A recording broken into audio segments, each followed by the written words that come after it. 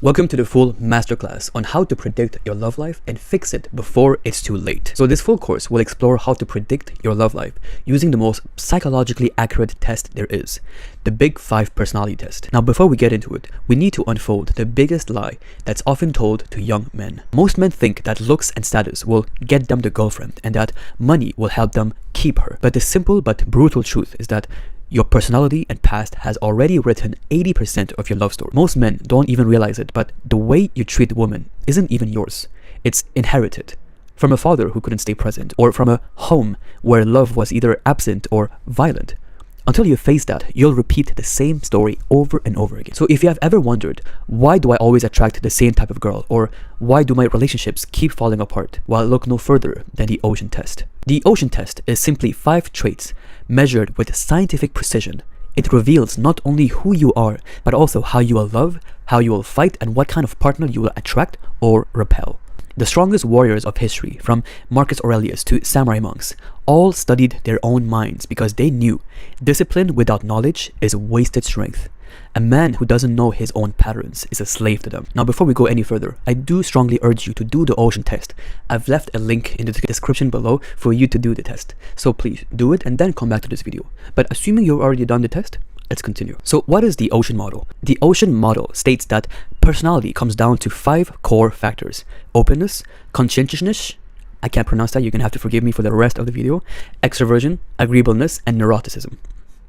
Let's go quickly through each one of them one by one. Openness is the degree of intellectual curiosity, creativity, and preference you have for novelty. So people who score high on that usually are more curious, inventive, and independent, while low scorers are more practical, conventional, and cautious. Conscientiousness is the tendency to be organized and dependable. So people who score high are more prone to fulfill promises. They're more hardworking, dependable, and organized, while low scorers are more impulsive, easygoing, and careless. Extraversion is the tendency to seek others' company of others. Therefore, if you score high, you're more outgoing, warm, and energetic, while low scorers are more quiet, reserved, solitary. Agreeableness is simple. Agreeableness is the measure of one's trusting of others, how helpful and affectionate he is as in his nature. So the ones who score high on this are more helpful, trusting, compassionate, empathetic, while low scorers are more critical, challenging, and suspicious of others. And finally, neuroticism. It's the predisposition to psychological stress, as in, if you score high, you're more prone to be anxious, sensitive, and moody. And if you're low on neuroticism, you are more secure, calm, even-tempered. Now, before we discuss on how to use the Ocean Test to better your own life, we need to talk about the real enemy. Because most young males have a twisted idea of what their main obstacle is in dating. Most men think that their main obstacle in dating is women. Like, women don't like me, or the dating market, oh my gosh, it's a bad dating market, or bad luck, your city, or even your genetics. But the real enemy is actually your unconscious repetition. You live the same story again and again without realizing it. For example, a man who doesn't know that he has high openness and low conscientiousness ends up spending his life chasing women who excites him, but never ends up staying loyal because he subconsciously resists stability. Or another example of a man that does not know that he's too agreeable and too neurotic ends up in situations where the woman keeps leaving him. Why? Because he subconsciously emits neediness all the time. We repeat our patterns because we refuse to look in a mirror. Instead, we blame women, fate, or society. But the truth is simple. If you cannot name your own nature, your nature will control you. This is why most young men suffer in love, not because love is cruel, but because they walk blind. And blindness has a cost, and that is years wasted in cycles that do not serve you. Opportunities missed because you chased the wrong bait in the wrong waters. But this is why the Ocean Test is not about putting you in a box. It is about showing you the box that you already live in. And once you see it, you can decide whether to stay inside or step beyond it. Now let's tackle how to read the Ocean Model for your own love life. Because each trait is not random. Each one silently shapes how you attract, how you commit, how you fight, and how you lose. For example, openness reveals how you crave novelty and security. If you were to score too high, you may grow restless in routine. Too high, and it may be an indicator on why you keep changing partners all the time or require change in your love life all the time.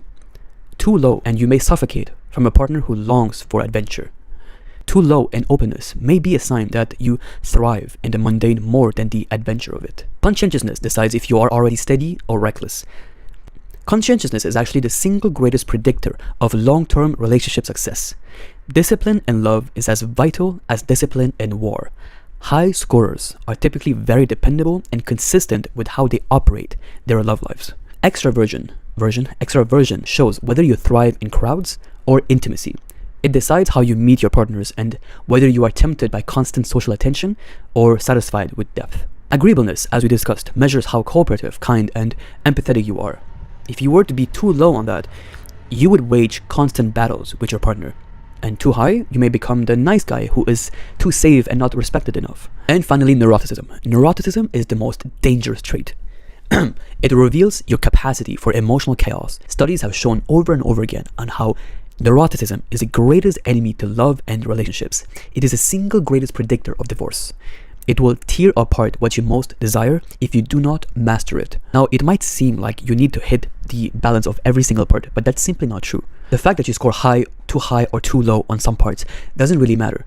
What matters is how to navigate your love life based on what you score. And this is what we're going to tackle next.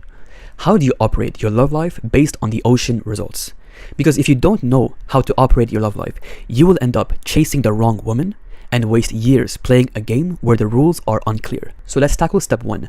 Which woman to go for? You must choose a partner who harmonizes with your nature while also sharpening it. Opposites do attract in some ways, but destroy in others. So let's delve into what woman to choose based on your nature. First, openness. So if you score high in openness, you need to seek a partner who can meet your curiosity without making life chaos. A grounded, less slightly open woman can fetter you to earth while still admiring your visions. So if you scored extremely high in openness, avoid chasing other women who are also equally high in openness. It sounds counterintuitive, right? Most people think that your partner should be as adventurous as you are. But this is a myth that will destroy your relationships. And that's because at least one partner should bring structure to the relationship. If both of you are extremely high in openness, you may both crave constant novelty, such as new hobbies, new philosophies, new lifestyles, even new partners. It may feel exhilarating at first, but in the long run, the lack of grounding can turn into instability. The whole castle can crumble if there is no structure and foundation to the relationship. Now, scoring too low is not great either. The danger now becomes stagnation and boredom if you were to score too low. Neuroscience shows that novelty activates dopamine and keeps attraction alive. Without it, desire decays. Two people allergic to newness risk slowly killing the spark of their relationship. The next one, conscientiousness. Now, like I mentioned, conscientiousness is the single greatest predictor of success in relationships. No matter what your score is, it is fundamental for you to have a partner that doesn't score extremely low on this. They will frustrate you with irresponsibility, flakiness, and impulsivity. So in the short term, it might seem fun and carefree, but in the long term, it's poison. If your partner scores actually low on this, you will eventually end up resenting them, and the bond will corrode. This is extremely important. It would be a huge deal breaker if one of you scores too low on conscientiousness, and ideally, as the man who brings stability, you should score very high on this. And if you are someone that scores low, we will tackle later on how to increase it. Extraversion. If you were to score very high in this, you need someone who won't compete with your spotlight, but will also not collapse under it. Seek a partner who enjoys your fire, but keeps you still humble. So ideally, she shouldn't be as extroverted or as introverted as you are, because she's to bring balance in the force. I mean, she is to bring balance into the relationship, right? But still, all that said, being mismatched in extroversion or introversion is still not a big deal breaker. Statistically, relationships could still work if both of you were extroverted or both of you were introverted. Now let's tackle agreeableness. If you were to score high on your agreeableness, you are unfortunately a prey to the ruthless. Agreeableness matters a lot in the process of choosing a woman. So if you score high on this, choose someone who respects your gentleness but also has a spine, so that you don't feel drained dry by your own selflessness. And vice versa, if you score too low on this, choose someone who's relatively high on this, because she would bring empathy, kindness, and warmth to the relationship dynamic. Still, all that said, agreeableness is still not a huge deal breaker if you guys were mismatched on this as well. Relationships have still shown to work if both of you are too agreeable or both of you are disagreeable. Because the next one matters most of all. Neuroticism. No matter what your score is, you must avoid choosing a partner who amplifies your storms at all cost. If you were to score too high on neuroticism, you require a partner whose nervous system is steady, but who does not punish you for your sensitivity, but anchors it. Meaning, if you were to be with a woman who does not like how emotional you are, because in that situation, she just punishes how sensitive you are when you deserve to be validated, to be understood. On that note, women are by default emotional creatures, and they automatically will tend to score average to high on this trait, and that's totally fine. The danger becomes if she scores way too high on this, because if she does, she will constantly test your patience with chaos and constantly challenge your peace and keep making you feel like you're walking on eggshells. Now, the obvious question that might be on your mind right now is, how do you know what score your partner has right now? Because if you're eyeing someone or seeing someone right now, unless you've spent a lot of quality time with her, you can't just ask her to do the test to see how compatible you guys are, right? Like my girlfriend right now, I can ask her to do the test because we've been together for years. But if you're currently dating someone or just recently met someone, it's hard to make them do the test immediately.